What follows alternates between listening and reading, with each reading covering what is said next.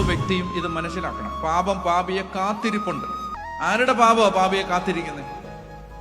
ആ വ്യക്തി ചെയ്ത പാപം. ആ വ്യക്തി ചെയ്ത പാപം ആ വ്യക്തിയെ കാത്തിരിപ്പുണ്ട്.